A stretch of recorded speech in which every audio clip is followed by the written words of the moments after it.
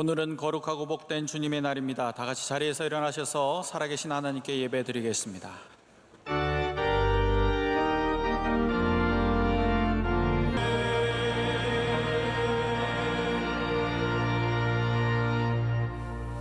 여호와의 규례를 지키는 세상의 모든 겸손한 자들아, 너희는 여호와를 찾으며 공의와 겸손을 구하라.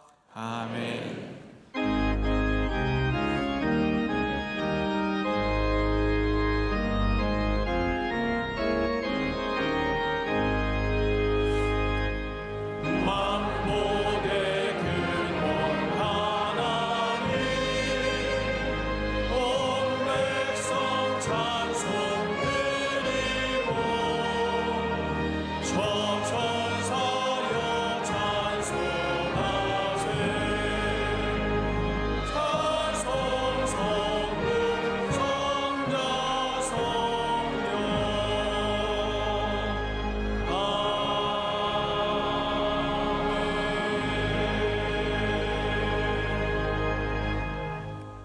전능하사 천지를 만드신 하나님 아버지를 내가 믿사오며 그 외아들 우리 주 예수 그리스도를 믿사오니 이는 성령으로 잉태하사 동정녀 마리아에게 나시고 본디오 빌라도에게 고난을 받으사 십자가에 못 박혀 죽으시고 장사한 지 사흘 만에 죽은 자 가운데서 다시 살아나시며 하늘에 오르사 전능하신 하나님 우편에 앉아 계시다가 저리로서 산자와 죽은 자를 심판하러 오시리라. 성령을 믿사오며 거룩한 공예와 성도가 서로 교통하는 것과 죄를 사하여 주시는 것과 몸이 다시 사는 것과 영원히 사는 것을 믿사옵나이다. 아멘.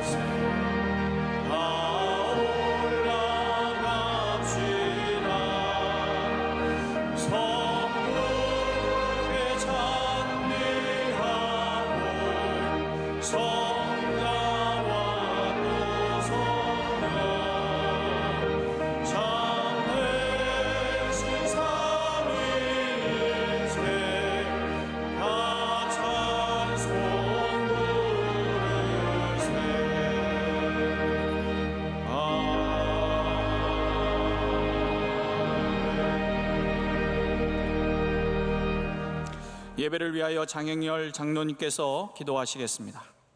저희와 가까이 계시는 임마누엘 하나님께 예배드릴 수 있도록 은혜 주시니 감사합니다. 우리 소견에 좋은 대로 사는 저희들을 용서하여 주시옵소서. 오늘은 북한이 73년 전 주일날 새벽 우리나라를 침략한 6.25 사변일입니다. 수많은 분들이 목숨을 잃었고 부상으로 지금도 병원에 계신 분들이 계십니다. 하나님 은혜가 없었다면 우리는 지금 공산 독재 치하에서 살고 있을 것입니다. 잊지 않고 깨어 기도하게 하여 주시옵소서. 창립 43주년을 맞이한 저희 교회가 사랑과 삶으로 선교하는 교회로 하나님께 영광 돌리게 하여 주시옵소서. 담임 목사님께서 말씀에 집중할 수 있도록 은혜를 주시고 말씀의 능력과 권세를 주셔서 복음의 비밀을 담대히 전하게 하여 주시옵소서. 원로 목사님 비전 선교와 군 선교 사역에 성령님 동행하셔서 가시는 곳마다 사랑과 은혜의 파도가 넘치게 하여 주시고 강건함을 주시옵소서. 담임 목사님과 원로 목사님 가정과 사모님 자녀들에게 은혜를 주시옵소서. 선교사님과 가족들 건강을 지켜주시고 선교지마다 영적 부흥이 일어나게 하옵소서.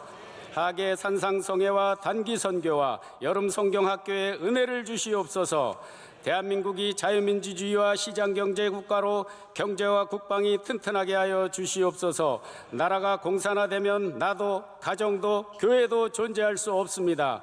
공산주의 세력을 물리쳐 주시고 대통령과 지도자들이 하나님을 경외하며 이 땅에 성령의 계절이와 교회 중심 국가가 되게 하여 주시옵소서. 이 시간 목사님을 통하여 주시는 말씀이 우리 심령에 잘 박힌 못처럼 새겨지게 하시고 날마다 믿음으로 복음에 참여하며 오직 주님의 삶을 살도록 은혜를 주시옵소서. 예수님의 이름으로 기도하옵나이다. 아멘.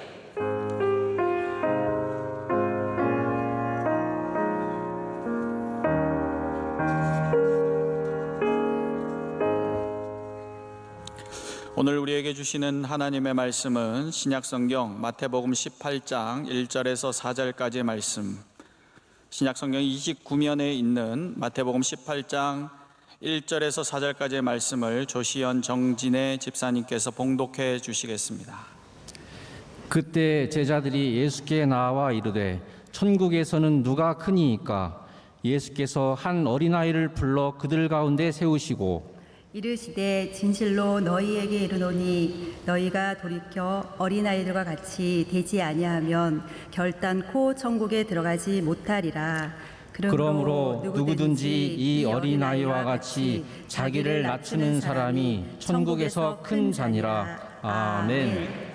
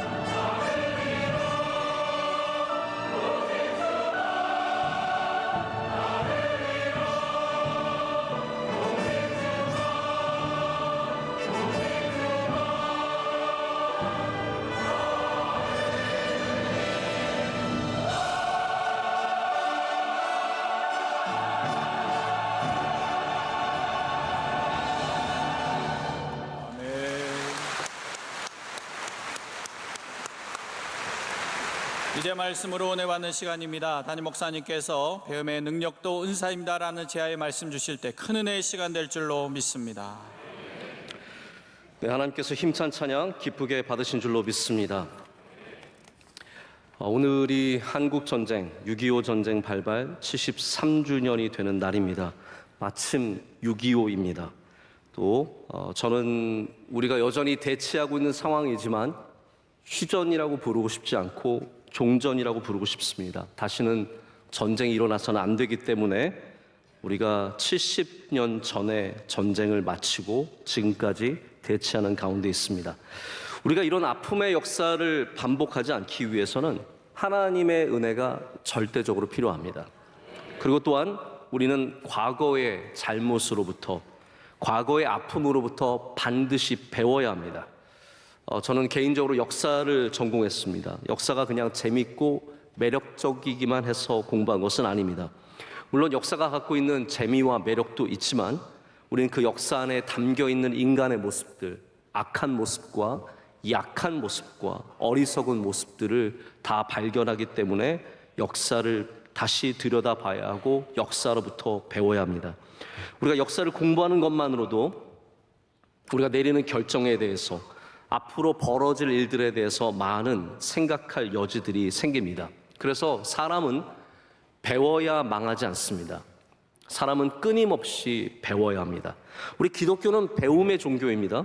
그래서 공부를 싫어하시는 분들은 교회에 처음 나와서 굉장히 당황합니다. 왜냐하면 우리는 성경 공부가 있거든요. 공부거든요. 찬양도 새로운 찬양 나오면 새로운 찬양 배워보겠습니다 라고 말합니다. 목회자한테 인사할 때도 많은 것을 배웠습니다 라고 인사할 때가 많습니다. 기독교는 역사적으로 학교를 참 많이 세웠습니다. 누구보다도 학교를 많이 세웠고 차별받는 사람들, 여성과 유색인종과 어린아이들에게 교육의 기회들을 제공했습니다. 제가 몇 주 전에 그런 말씀을 드렸죠. 랍비 10명이 모여서 하나님의 말씀을 공부하면 거기에 하나님의 영광이 임재했다, 쉐키나가 임재했다라고 말씀드렸는데요. 여러분, 공부하면, 배우면 하나님의 영광이 임재한대요. 얼마나 놀라운 사실입니까? 그래서 우리 유대교를 시작으로 기독교까지 우리 모든 배움의 자리에 배움만 있는 것이 아니라 하나님의 역사하심이 있다는 것을 우리는 보게 됩니다. 근데 막상 우리 그리스도인들이 우리의 삶 안으로 들어오면 우리 배움의 정의가 굉장히 폭이 좁아지는 것을 발견합니다. 우리 배움이라는 것이 무엇입니까? 배움을 시기라고 생각하시는 분들도 있는 것 같습니다. 내가 학교를 다니는 동안에 배우겠다라는 거죠. 아니면 시험을 통과하기 위해서, 어떤 고시를 패스하기 위해서, 중요한 시험을 통과하기 위해서 배우는 것에 지나지 않는 것으로, 시험이 끝나는 동시에 모든 것을 내려놓는 배움이 있기도 합니다. 혹은 스펙을 쌓기 위해서, 직업을 갖기 위해서, 남들에게 무엇인가를 과시하기 위해서 배움을 갖습니다. 또 아예 반대 지점에서 반이성주의, 배움은 아무 가치가 없다라고 주장하시는 분들도 있습니다. 특별히 교회 안에 그런 위험성이 있습니다. 우리 부흥의 시대를 지나면서 많은 설교자들이 뜨겁게 설교하다 보니까, 뜨겁게 설교하면 여러분 원고 보면서 안 합니다. 다들 그냥 주시는 은혜대로 하게 되죠. 그러다 보니까 배움이 아무 의미 없다. 뭐하러 신학교 가냐? 우리 목사님들 가운데도 어떤 분들은 신학교 뭐하러 가냐? 배우는 거 하나도 없다고 말씀하시는데, 잘 못 가르치는 신학교에 문제가 있을지언정 배움에 문제가 있는 것은 아닙니다. 배움은 중요하고 반드시 배워야 합니다. 오히려 잘못 배운 사람들이 잘못 가르치고 잘못 삶을 살아가는 것을 보게 됩니다. 예수님께서도 배우라고 말씀하셨어요. 그런데 예수님의 배움은 우리가 생각하는 그 배움의 정의보다 훨씬 더 넓고 풍부하고 깊습니다. 예수님 오늘 말씀에 어린 아이로부터 배울 것을 우리에게 가르쳐주고 계십니다. 예수님의 비유를 보면 우리가 전혀 생각하지 않았던 것들에게서 배우라고 말씀하십니다. 마태복음에 무화과 나무에서 배우라는 말씀이 있습니다. 제가 한번 읽어드릴까요? 무화과 나무의 비유를 배우라. 그 가지가 연하여지고 잎사귀를 내면 여름이 가까운 줄을 아나니. 예수님께서는 이 우리 주변에 있는 아무것도 아닌 무화과 나무에게서 배우라고 말씀하십니다. 배움에 대해서 다양한 우리에게 길을 열어주시고 기회들을 제공해 주십니다. 마태복음 11장에는 예수님께서 이렇게 말씀하십니다. 나는 마음이 온유하고 겸손하니 나의 멍에를 메고 내게 배우라. 그리하면 너희 마음이 쉼을 얻으리니. 여러분, 이걸 이렇게 생각해 보면 어떨까요? 예수님에게서 배우면 삶이 쉬워집니다. 그렇지 않습니까? 제대로 배우면 쉬워요.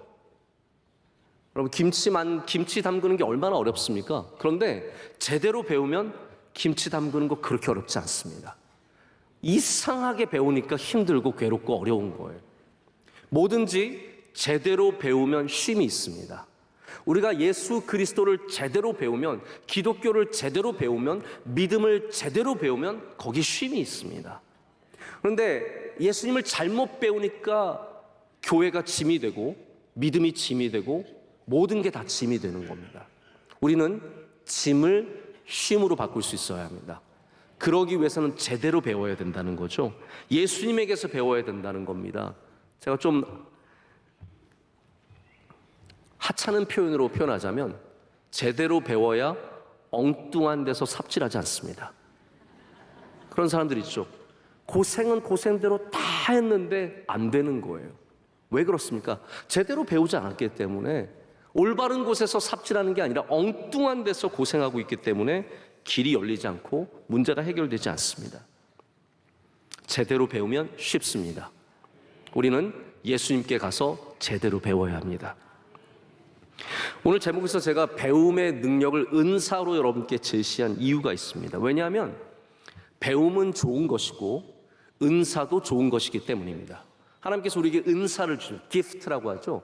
선물을 주시는데 하나님이 주시는 은사는 다 좋은 것들입니다. 나쁜 것을 우리에게 주실 리가 없습니다. 그래서 은사 중에 가장 귀한 은사를 우리가 뭐라고 합니까? 사랑이라고 하는 거예요. 누가 사랑할 줄 알면 그 사람이 최고의 은사를 가진 겁니다. 근데 저는 사랑 못지않게 배움의 은사가 참 중요하다고 생각합니다. 성경은 은사를 사모하라고 가르치거든요. 오늘 여러분 이 말씀을 들으면서 배움의 은사를 사모하시기를 축복합니다. 그러면 우리는 평생 주님 안에서 믿음으로 굳건해지고 성장하는 은혜를 누릴 수 있습니다. 그런데 배움의 은사에는 어떠한 능력이 필요할까요?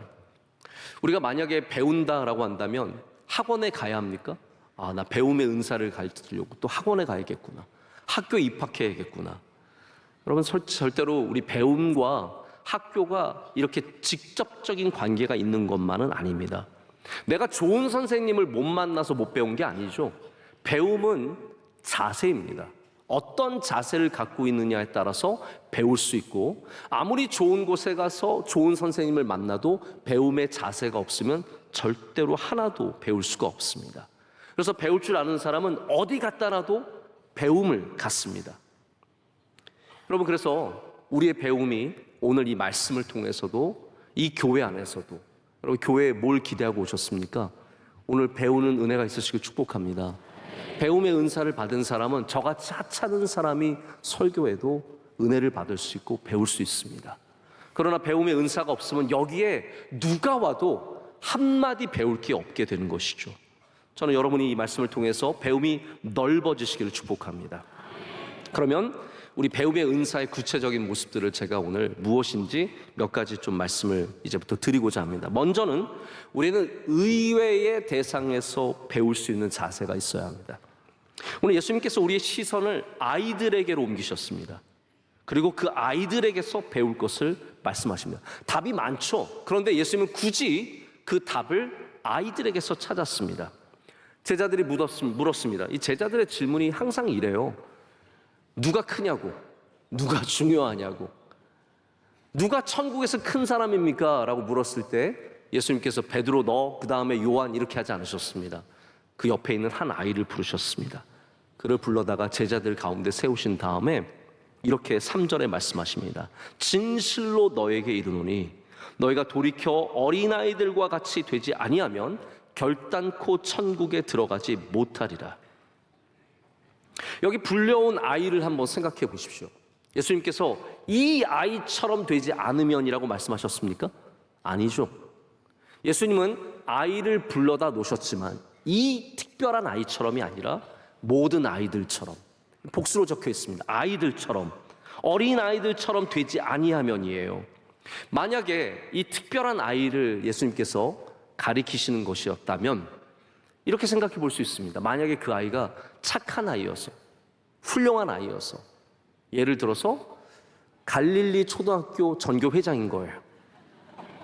이 아이처럼 되지 않으면 천국에 들어가지 못한다. 그럼 이해가 갈 수도 있을 것 같아요. 혹은 갈릴리 명성교회의 학생회 회장이에요. 이 아이처럼 되지 않으면 얘는 기도 많이 하는 아이고 성경 공부 열심히 하는 아이고.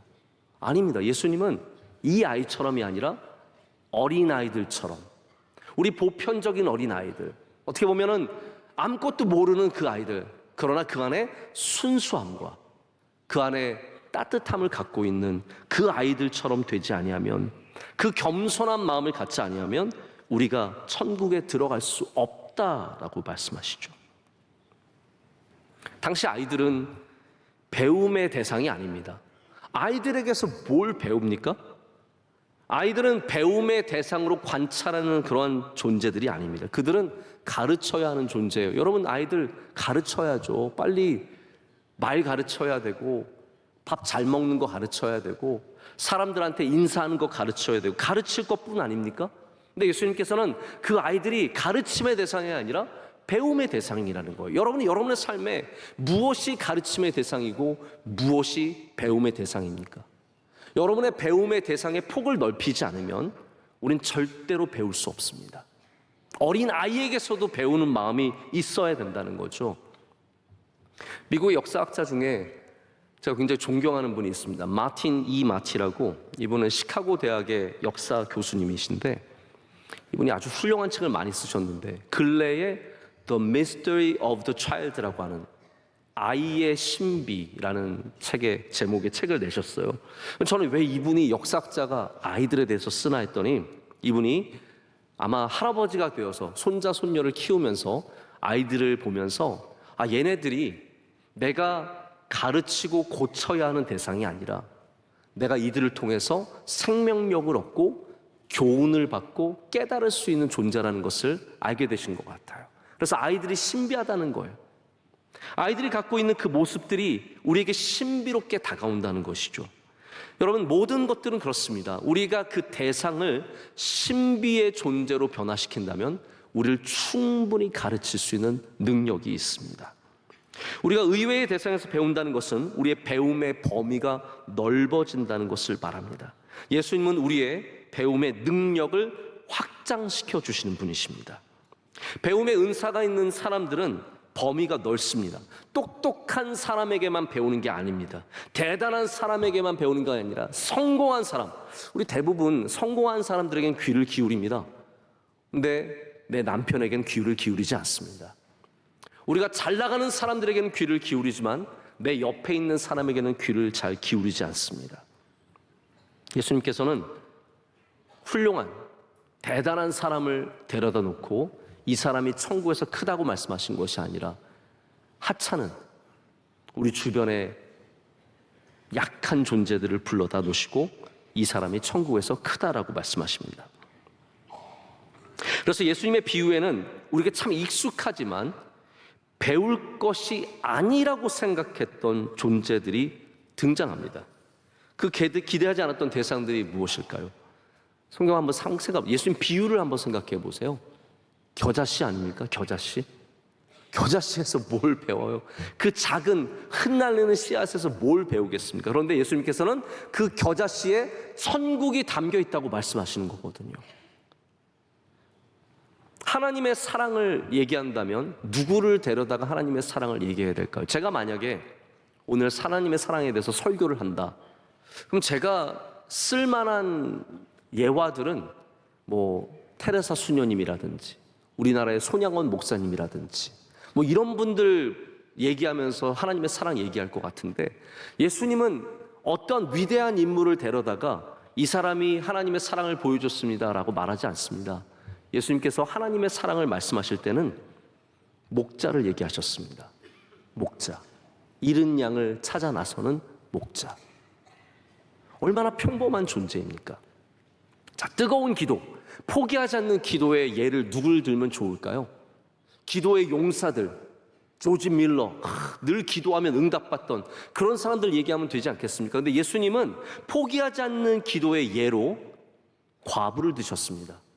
억울한 과부가 불의한 재판장을 계속 찾아가는 거예요. 이 과부가 진짜 기도의 중요한 예라고 말씀하시는 거죠. 모두가 다 대단하지 않은 존재들이 A급들이 아니라 A 플러스급들이 아니라 어떻게 보면 C급들, B급들을 보여주십니다. 이 평범한 존재들, 아무것도 아닌 존재들을 통해서 우리가 배워야 된다는 거죠. 이 세상에 으뜸이 있고 버금이 있습니다. 그럼 우리는 으뜸을 보여줘야 될 거 아니에요? 아닙니다. 우리의 배움의 대상은 으뜸만이 아니라 버금가지 않는 그러한 배움의 대상이라는 겁니다. 이런 예수님의 가르침의 비유들이 다른 곳에서도 똑같이 작용합니다. 누가 사랑하는 사람이냐, 누가 사랑을 베푸는 사람이냐, 예수님께 제자들에게 이야기를 주십니다. 여기 예루살렘으로 가다가 강도를 당한 사람이 있다. 그 옆을 제사장이 지나갑니다. 그냥 지나갑니다. 레위인이 지나갑니다. 그냥 지나갑니다. 그런데 사마리아인이 지나갔어요. 그러면 사마리아인은 원래 사랑이 많은 사람입니까? 아니에요. 의외의 대상이에요. 사마리아인들은 다 나쁜 사람들로 생각하던 그 시대에 예수님께서는 이 의외의 인물을 통해서 사랑을 우리에게 말씀하고 계십니다. 여러분, 그래서 우리가 기독교의 진리를 잘 이해하려면 반드시 하나님이 쓰시는, 예수님이 쓰시는 이 의외성을 꼭 아셔야 합니다. 하나님은 반드시 우리가 배우지 못할 만한 존재에서 배우게 하시고, 연약한 존재를 통해서 일하시고, 하나님은 약한 곳에서 주의 강함을 드러내십니다.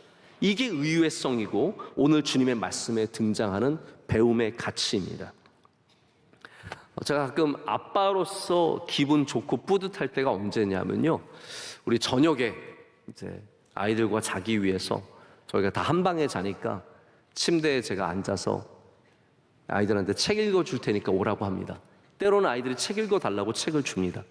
그러면 책을 이렇게 읽기 시작하면 처음에는 막내만 있다가 둘째가 오고 첫째도 와서 다 듣게 됩니다. 저는 그때가 참 뿌듯해요. 주변에 모여서 함께 책을 읽고 있는 시간. 근데 동화책을 보면요, 정말 몇 줄 안, 한 장에 몇 줄 안, 동화책으로 밥 먹고 사는 사람 참 쉽게 사는 사람들입니다. 진짜 몇 줄 안 쓰고 돈 벌고 있는 거예요. 한 장에 5줄, 3줄 이런 거밖에 없고 그림 딱 다 차 있습니다. 근데 여러분, 그 동화책의 내용이 얼마나 은혜로운지 아세요? 그 동화책의 내용이 얼마나 귀하고 값진지 아십니까? 인생을 다시 시작하고 싶으시면요, 아이들 동화부터 다시 읽으십시오. 그 안에 참 좋은 이야기들이 많이 담겨져 있습니다. 우리가 좋은 책에서, 베스트셀러에서, 어려운 신학서적에서만 배우는 게 아닙니다. 동화책에서, 어린아이들의 책에서도 배울 것이 많습니다. 그래서 배움이라는 것은 어떤 수준의 문제가 아니라 우리 마음의 문제입니다.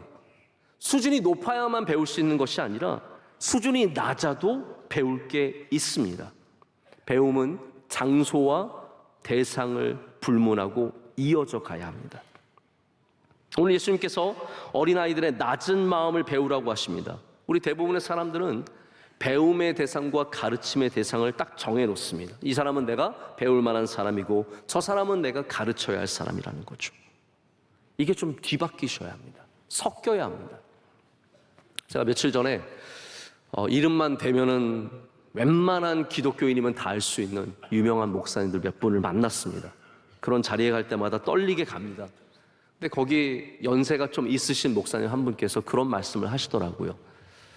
그 가운데 저보다 조금 나이가 많은 훌륭한 또 목사님 계셨는데 그분을 가리키면서 내가 이분 목사님한테 많은 걸 배운다고, 이분한테 목회도 배우고 말씀도 배우고 설교도 배우고 너무나 많은 걸 배운다고 말씀하실 때 제가 굉장히 많은 도전을 받고 은혜를 받았습니다. 우리가 꼭 나이가 많은 사람으로부터만 배울 수 있을까요? 아닙니다. 어린 사람으로부터도 배울 수 있습니다. 선생님으로만부터 배우는 것이 아니라 학생에게도 배울 수 있습니다.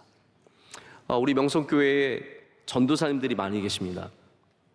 제가 일부 예배 때는 우리 전도사님들이 이쪽에서 다 함께 예배를 드리기 때문에 소개를 잠깐 했는데, 우리 전도사님들이 참 귀한 분들이세요. 20대 중후반부터 30대 초반까지 있는 교육 전도사님들, 신학교 다니고 있는 신학생들입니다.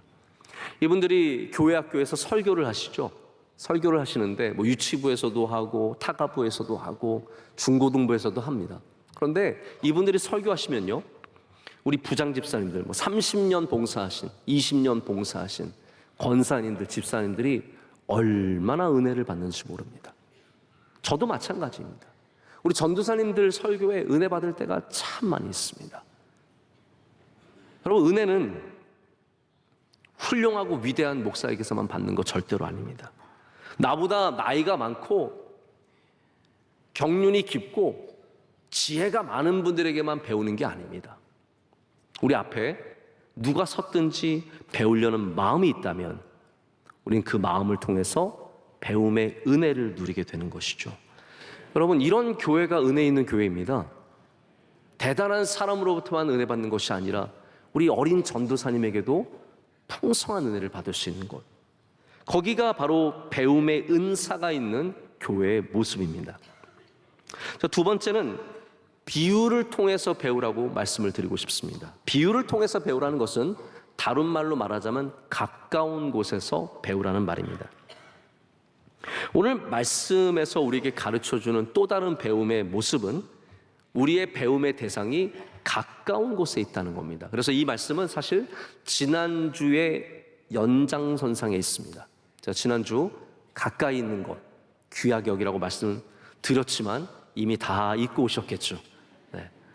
이것도 마찬가지예요. 비유는, 예수님의 비유의 특징은 뭐냐면 멀리 있는 것이 아니라 가까이 있는 것을 항상 말씀하셨다는 겁니다. 씨 뿌리는 자의 비유, 씨 뿌리는 자 맨날 보는 사람들이에요. 우리 아빠가 나가서 씨 뿌렸어요. 옆집에서 씨 뿌렸어요. 많은 사람들이 농사 짓고 씨를 뿌렸습니다. 예수님께서는 그 비유를 통해서 말씀을 가르쳐 주십니다. 잃어버린 드라크마, 여러분 돈 안 잃어본 사람이 어디 있습니까? 다 돈을 잊어버린 경험이 있죠. 그 잃어버린 경험 속에서 예수님께서는 그것을 찾는 여인을 통해서, 등불을 듣고 찾는 여인을 통해서 또한 말씀을 가르쳐 주십니다. 우리 마태복음 오늘 읽은 본문에 나오는 또 다른 이야기죠.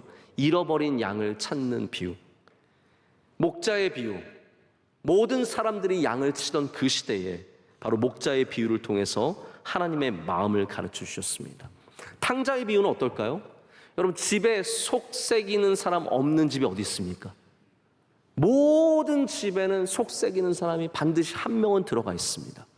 당연한 거예요. 탕자에 대한 비유를 통해서 예수님께서는 바로 그러한 가정에 대해서, 돌아오는 기쁨에 대해서 말씀해 주십니다. 이 모든 비유가 이스라엘 사람들 가까이 있는 비유였습니다.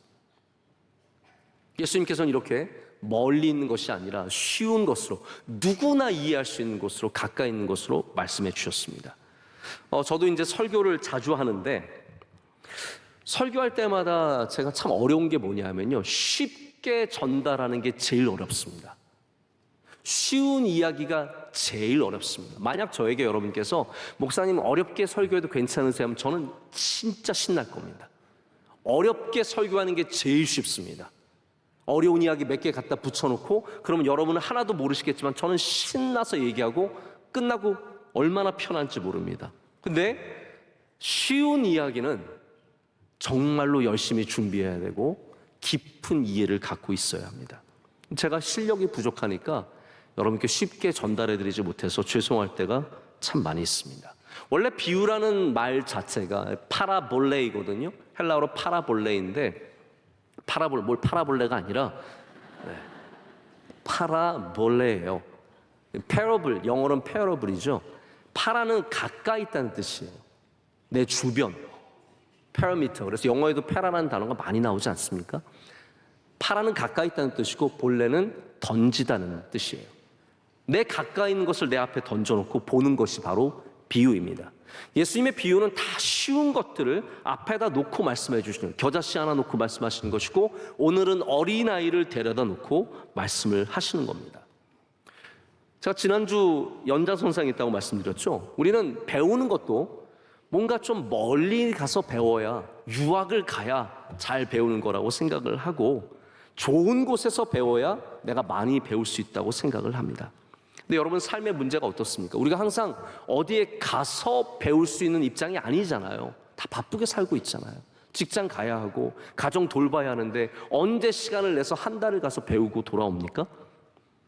빌 게이츠라고 하는 부자 아시죠?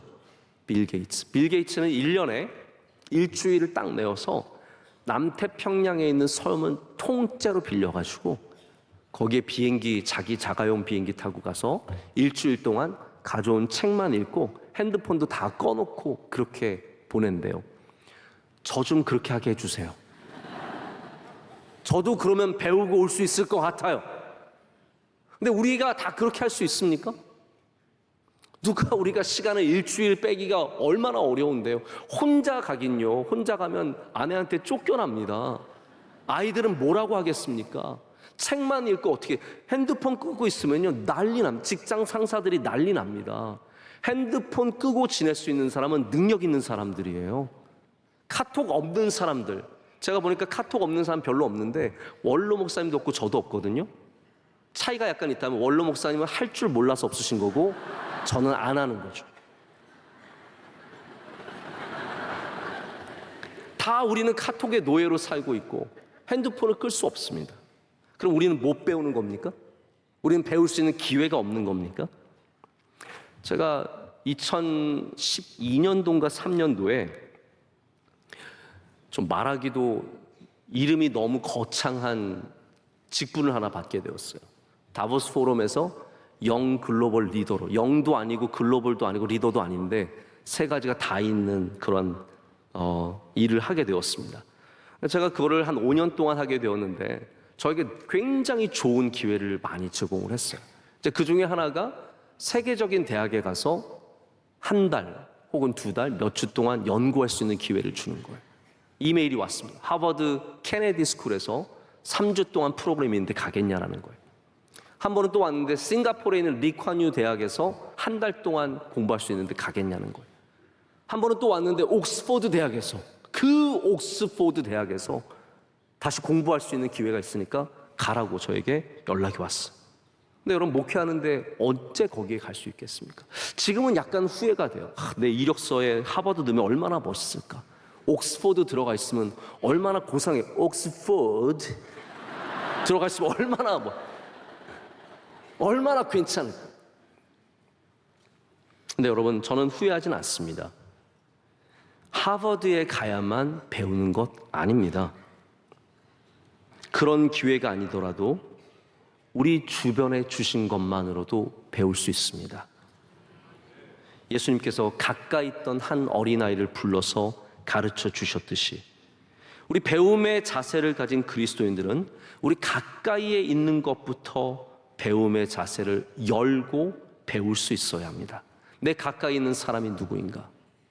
내 가까이서 기도하는 사람 통해서 기도를 배우고, 예배 진실되게 드리는 사람 통해서 예배를 배우고, 삶을 정직하게 살아가는 사람을 통해서 정직과 성실을 배운다면 여러분, 우리는 가까이서 모든 것들을 다 배울 수 있습니다. 배움의 자세를 가지면 심지어는 내 주변에 굴러다니는 돌로부터도 배울 수 있습니다. 그런 말이 있죠. 타산지석 들어보셨습니까? 타산지석. 타산이 뭡니까? 남의 산에 있는, 다른 산에 있는 돌이란 뜻이에요. 근데 그 다른 산에 있는 돌이 나를 갈아준다는 거예요. 나를 더 좋게 만들어준다는 겁니다. 그 나쁜 돌이라도, 형편없는 돌이라도 가져다가 숫돌로 쓰면 나를 더 덕스럽게 만드는 존재가 된다는 것이 타산지석 아닙니까? 여러분, 주변에 굴러다니는 돌도 귀하게 여기면 나를 갈 수 있습니다. 마지막으로 배움을 멈추지 말아야 합니다. 이것이 바로 배움의 은사를 가진 사람의 능력입니다. 훌륭한 운동선수들은 끊임없이 새로운 기술들을 연마합니다. 우리나라의 국민 타자로 알려졌던 이승엽 선수를 기억하십니까? 이승엽 선수는 우리나라에서도 홈런왕이었고요, 일본에 가서도 홈런왕이었습니다. 그는 일본의 자존심이라고 할 수 있는 요미우리 자이언츠에서 최고의 타자로서 많은 사랑을 받고 우리 한국 사람들에 대한 일본 사람들의 태도가 이승엽 때문에 많이 바뀌었다고 합니다. 그 정도로 영향력 있었던 사람이 이승엽입니다. 일본에서 홈런왕이 되었습니다. 근데 이승엽 선수가 아주 잘 나갈 때 타격 폼을 바꿨어요. 그 다음에 굉장히 적응하기가 힘들어서 고생한 적이 있습니다. 그때 누군가가 이렇게 물었어. 왜 힘들게 폼을 바꾸냐? 이미 당신은 홈런왕이고 지금도 잘 치고 있는데 왜 폼을 바꾸냐 그랬더니 이분이 말하기를 내가 더 나아져야 하기 때문에 폼을 바꾼다라고 말했습니다. 제가 그때 굉장히 많은 것을 생각해 볼 수 있었습니다. 원래 잘 되는 건 안 바꾸는 게 맞습니다. 칼국수집 맛있는데 뭐하러 레시피를 바꿉니까? 뭐 이상한 거 넣어가지고 더 잘 팔릴까 봐? 아닙니다. 잘 팔리는 집은 그거 잘 간직하십시오. 그거 때문에 되는 겁니다. 여러분 된장을 잘 끓이는데 괜히 딴 거 해본다고 치즈 같은 거 넣고 그러지 마시고 그냥 평소에 먹는 된장 그게 제일 맛있는 거 특별히 안 바꿔도 됩니다. 그러나 명백한 사실은 뭐냐 하면 바꾸지 않으면 거기에 멈춰서 있을 거란 사실이죠. 우리가 바꾸지 않으면 배우지 않으면 거기까지입니다. 이승엽 선수가 뭐 65번의 홈런을 쳤어도 다시 바꾸지 않고 배우지 않으면 거기까지인 거예요. 그렇게만 살려면 그냥 살던 대로 살면 됩니다. 하지만 정말 내가 조금이라도 더 나아지길 원한다면 우리는 배움을 멈춰서는 안 됩니다. 제가 배우면 배울수록 좋다고 말씀을 드리는 것도 아니에요. 만약에 여러분이 몇 개의 언어를 하면 좋을까요? 저도 이제 언어에 대한 욕심이 좀 있기 때문에 배우고 싶은 마음이 있습니다. 일본에 잠깐 갔다 오면 내가 일본어 더 공부해야 되는데 오늘같이 이렇게 페루에서 많은 분들이 오셔서 스페니쉬를 써야 되면은 내가 스페니쉬를 좀 다시 공부해야 되는데 몇 개의 언어를 하면 더 좋은 걸까요? 10개, 20개, 30개 아니 더 늘면 더 좋은 거 아닙니까? 저는 그런 건 아니라고 생각합니다. 제가 새로운 언어를 공부해야겠다는 그런 자극을 받을 때마다 꼭 다짐하는 말이 있습니다.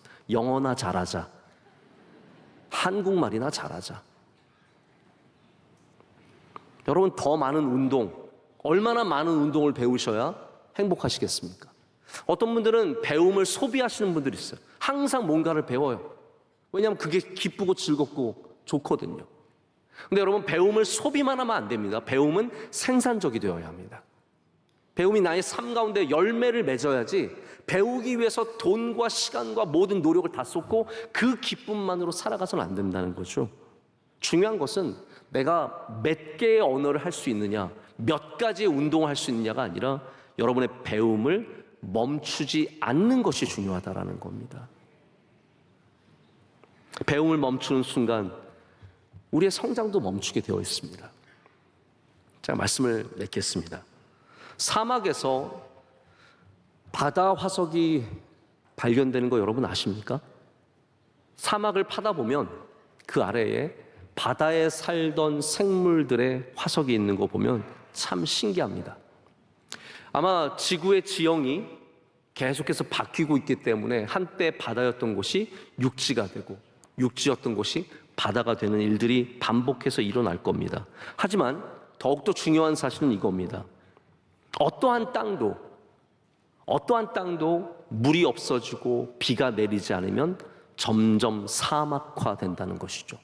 아무리 좋았던 땅도 비가 내리지 않으면 결국은 사막이 됩니다. 지금 옥토 같은 땅이지만 그 땅에 배움의 비가 내리지 않으면 그 땅은 결국 사막화될 수밖에 없습니다. 그런데 반대로 지금 사막 같은 땅이라도 그 땅 위에 계속해서 비가 내리면 그 땅은 옥토로 변해갈 수 있습니다. 이사야가 예언하는 새로운 땅, 메시아가 다스리는 땅은 어떤 땅이었습니까? 그 땅은 사막이 변해서 옥토가 되고 강이 흐르고 그 사막에 백합화가 필 것이다 라고 말합니다. 그렇습니다. 말씀이 내리는 땅, 말씀이 끊임없이 내리는 그 땅에는 백합화가 피어납니다. 사막 같은 그 땅이 살아나서 백합화가 피어난다는 거예요.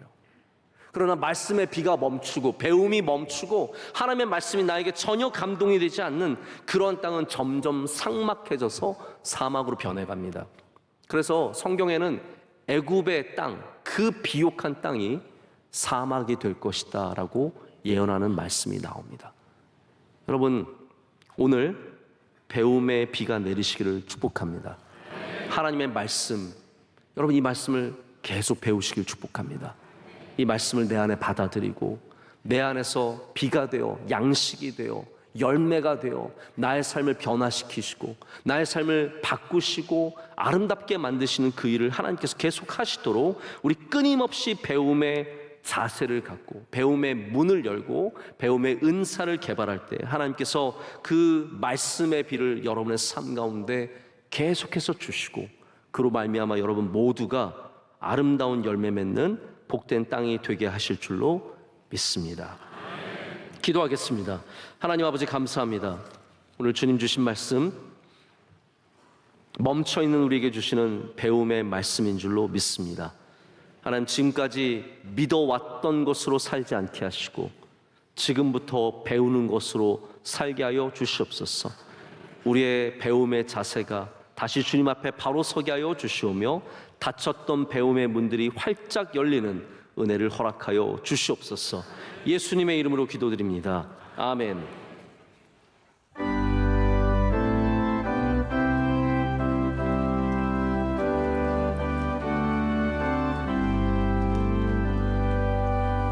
내 주를 가까이 하게 함은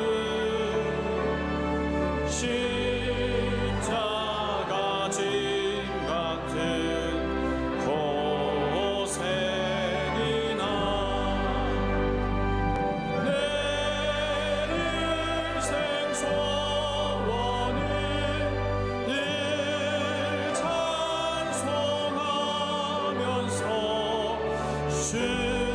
주께도 나가기 원합니다. 내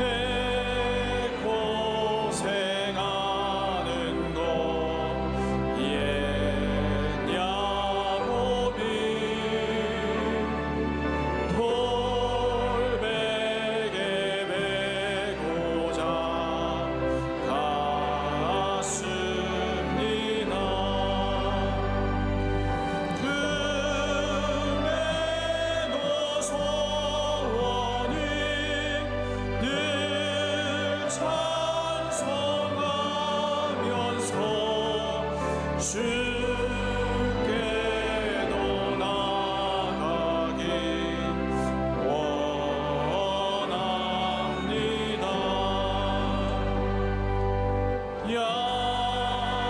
야곱이 잠깨어 일어난 후 돌단을 쌓은 것